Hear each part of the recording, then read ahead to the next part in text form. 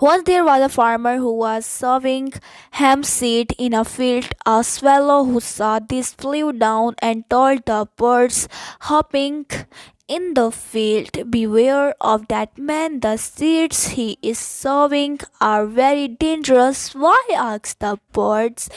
"Surprisingly, the seeds he is sowing are hemp, one seed.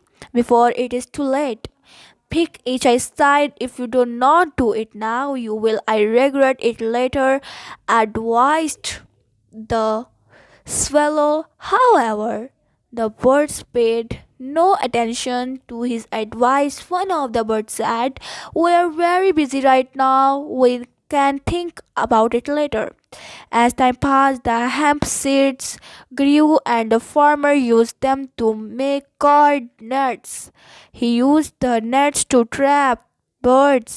"I had told you earlier, but you did not listen to me. Good luck now," said the swallow and flew away. Moral: better safe than sorry.